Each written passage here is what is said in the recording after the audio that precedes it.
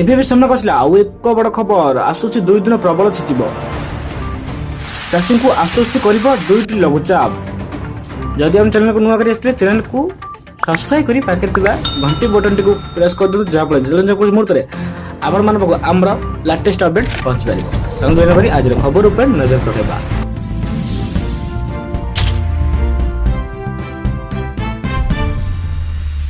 ଆସନ୍ତା କିଛି ଦିନ ଭିତରେ ରାଜ୍ୟରେ ପ୍ରବଳ ବର୍ଷା ହୋଇପାରେ କାରଣ 8 ଦିନ ଭିତରେ 2ଟି ଲଘୁଚାପ ହେବାର ସମ୍ଭାବନା ଅଛି। ଏହି ପୂର୍ବାନୁମାନ କରିଛି ପାଣିପାଗ ବିଭାଗ। ସାରା ରାଜ୍ୟରେ ଏବେ ମୌସୁମୀ ପ୍ରଭାବ ଲାଗି ରହିଛି। ଏହା ସହିତ ଉତ୍ତର ପଶ୍ଚିମ ତତ୍ସଂଲଗ୍ନ ପଶ୍ଚିମ କେନ୍ଦ୍ରୀୟ ବଙ୍ଗୋପସାଗରରେ ଏକ ଲଘୁଚାପ କ୍ଷେତ୍ର ସୃଷ୍ଟି ହୋଇଛି। ଏହାର ପ୍ରଭାବରେ ଦକ୍ଷିଣ ଓଡ଼ିଶା ଓ ସଂଲଗ୍ନ ଜିଲ୍ଲାରେ ବର୍ଷା ଲାଗି ରହିଛି। ଆଗକୁ 2ଟି ଲଘୁଚାପ ସୃଷ୍ଟି ହେବାର ଥିବାରୁ ଆହୁରି ଅଧିକ ବର୍ଷା ହେବାର ଆକଳନ କରାଯାଇଛି। 18 ତାରିଖରେ ଆଉ ଏକ ଘୂର୍ଣ୍ଣିବଳୟ ଉତ୍ତର ବଙ୍ଗୋପସାଗରରେ ସୃଷ୍ଟି ହୋଇଛି। 19 ତାରିଖରେ ଲଘୁଚାପରେ ପରିଣତ ହୋଇପାରେ।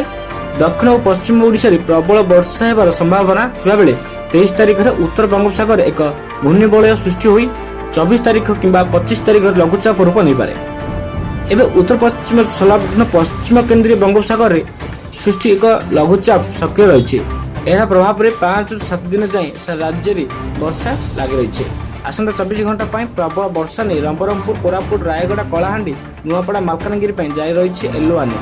ନିଅଣ୍ଟିଆ ବର୍ଷାକୁ ନେଇ ବାଲେଶ୍ୱର ସ୍ଥିତି ଉତ୍କଟ ଥିବାବେଳେ 13 ଜିଲ୍ଲାକୁ ସ୍ୱାଭାବିକ ବର୍ଷା ରେକର୍ଡ ରଖାଯାଇଛି।